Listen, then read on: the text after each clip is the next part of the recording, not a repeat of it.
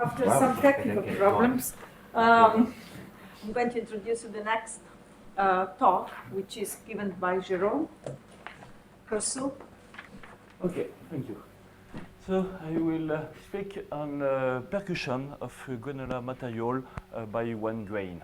And this work has been done with Alexandre Valence, who is here, Jawed Beladjin, a PhD student, and the speaker.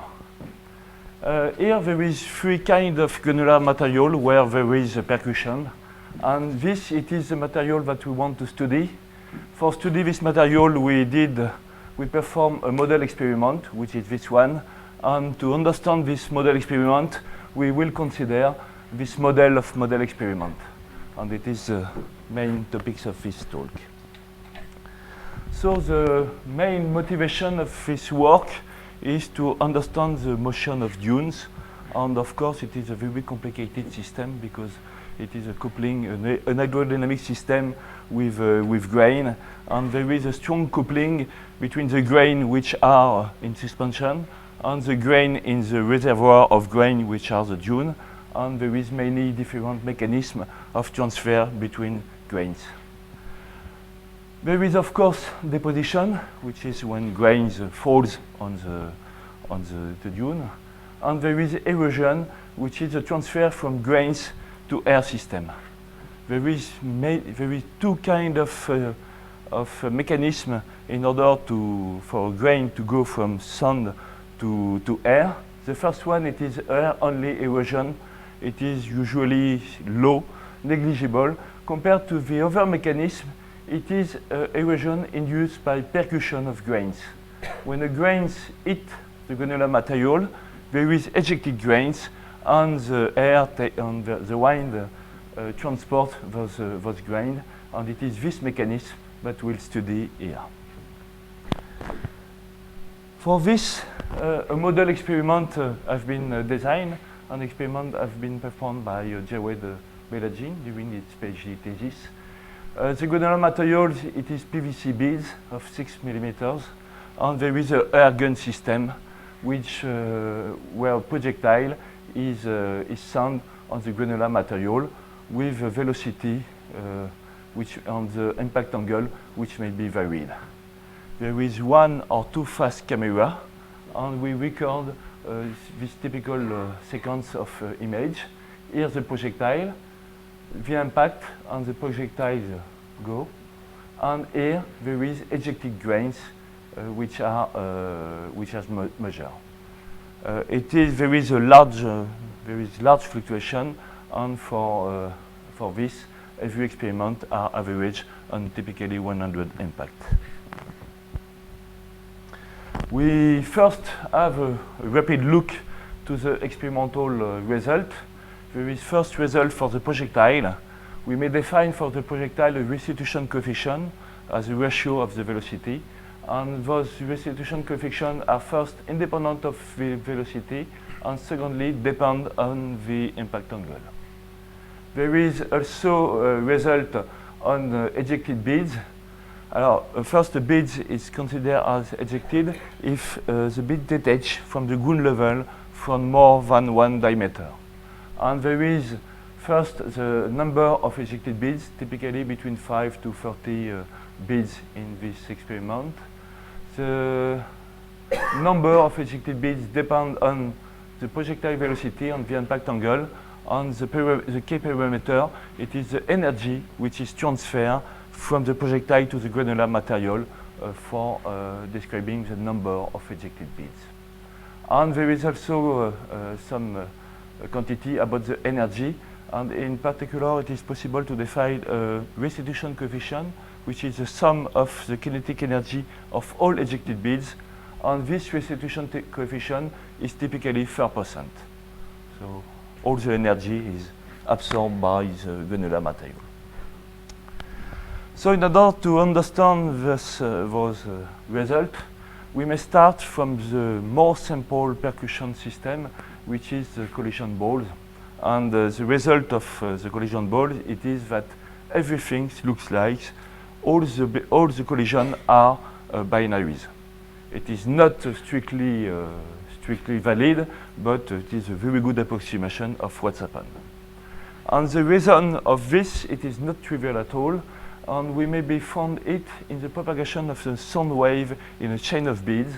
And Nesterenko shows that the propagation of a compression pulse in a chain of beads, if we did the hypothesis that the contacts are Hertzian and there is no elastic stress prior to the impact, there is a solution of the nonlinear wave equation, which is a compression pulse, and the width of this pulse is typically between 1 or 2 beads diameters.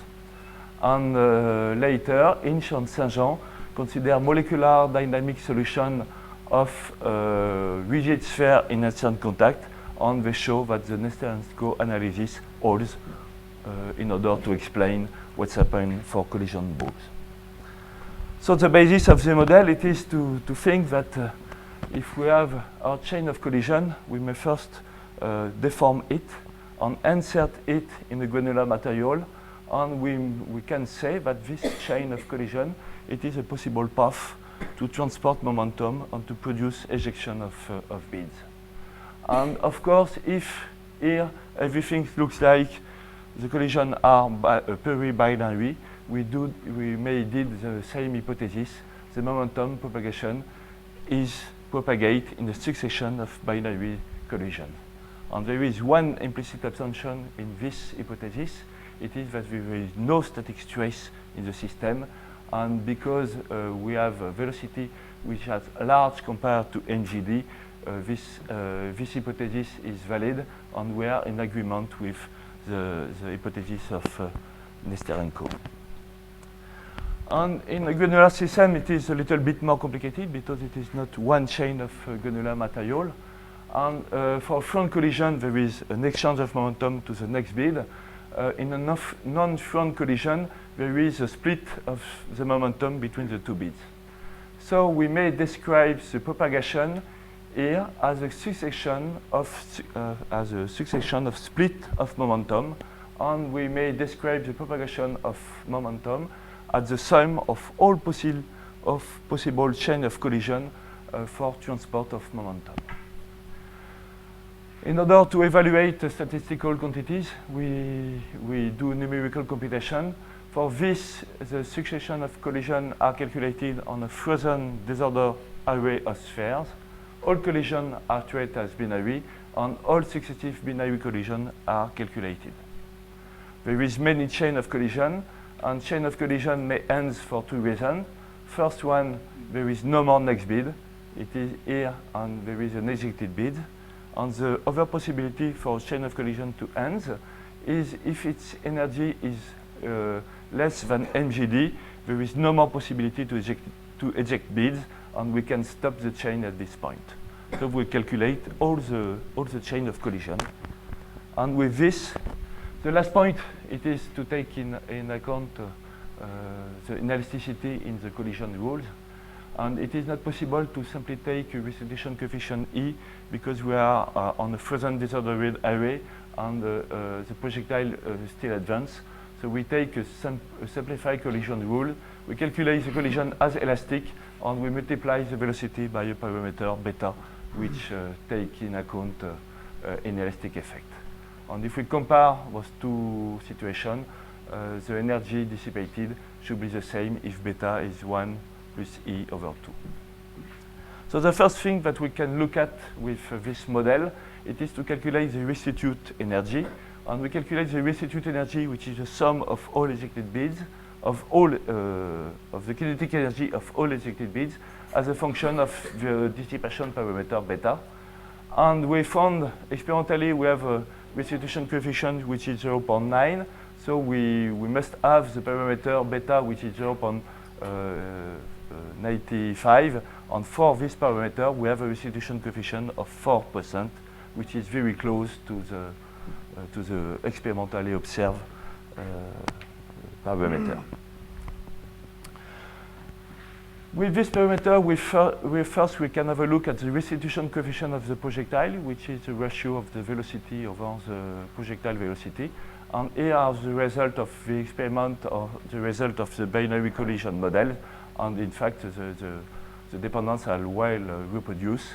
And this means that in our experiment, the restitution coefficient of the projectile depends only on the interaction between one bead and this bead, and everything else is not important, and it is something which is purely geometric.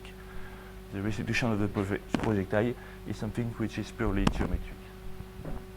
Another quantity of interest is the number of ejected beads. And here is a plot of the average number of ejected beads as a function of the impact velocity of the projectile velocity for a given angle. And the dependence, the numerical data on the experimental data are the dependencies are very close, and there is a good agreement between the binary collision model and the experimental data. And this increase of the number of ejected beads may be understood if we consider the number of beads ejected as a function of the number of collisions in the chain and for different velocity. The mean number of ejected beads, it is simply the integral of this distribution. Here, short chain of collision, it is a collision where there is few split of momentum of energy, and whatever is the projectile velocity, those beads will be ejected. And on the opposite side, it is very long chain of collision.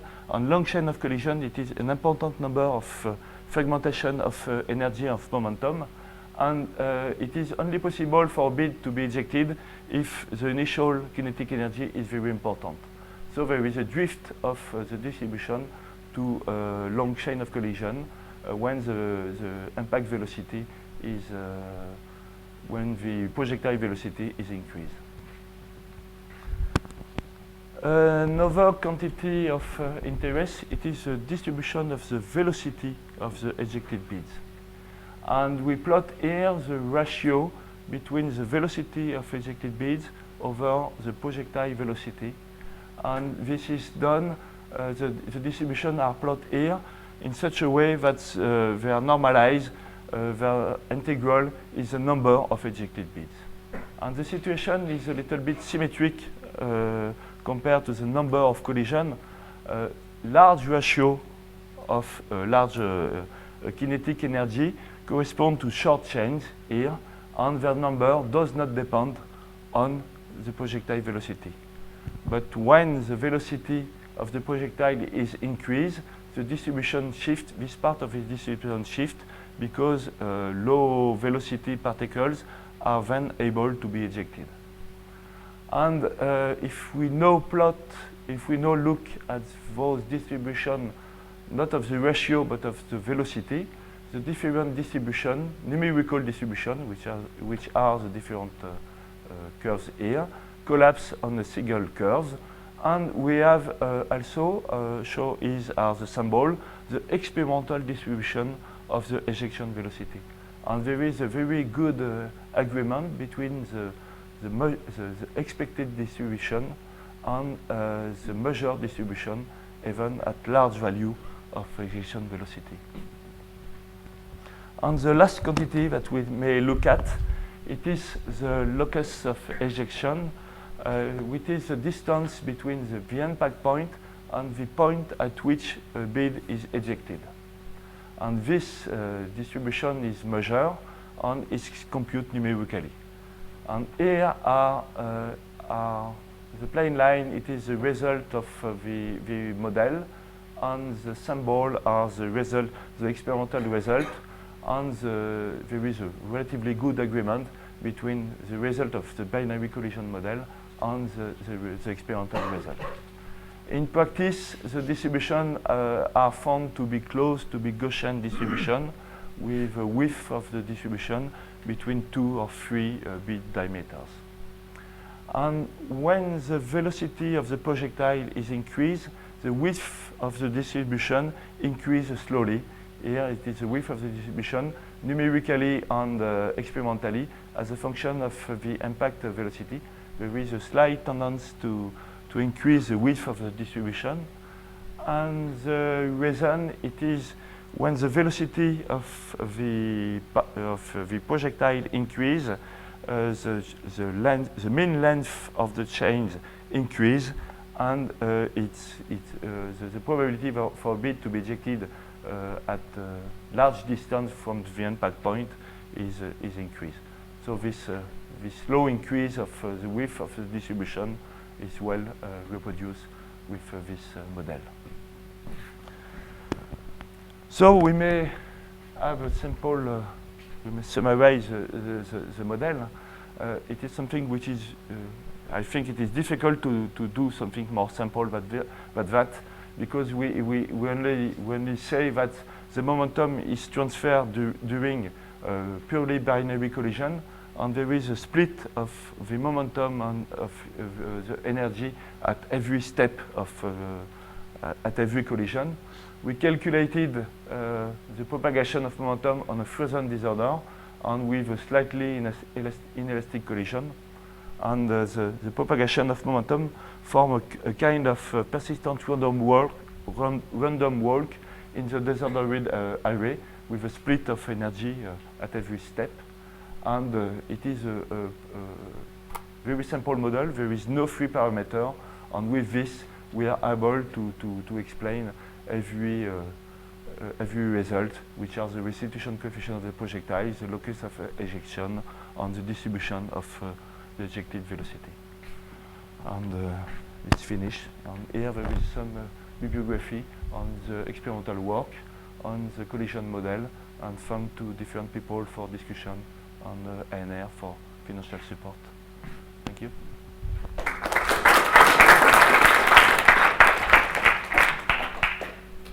Do we have time for some questions? Just a remark. This mechanism that you described, which is called erosion by collision, Yes. is it the same mechanism that Bagno described, called saltation? Didn't he? Alexandre? Okay. Yeah, this is. It's the same. Your distribution of the number of grain ejected as a function of the length of the chain. Yes. Right. It seems that when it's an exponential it's an exponentially decreasing at the end, and at the end. Yes. Well, all right. Pardon? Log No. It's log log. Yeah. It's not log. Oh, I'm sorry. Sorry, there's no. There is no. We try different things, but there is no. It is not clear the form of this distribution. Yeah. Because you are in back scattering. It's something which is back scattering situation, and the distribution of path may be. In principle, it should be algebraic, but the cutoff effect is not so simple. I have no algebraic law or something evident here. That the funny thing is that it seems to be independent. The slope seems to be independent of V0. Yes. And so, do you have any reason to be a kind of translation?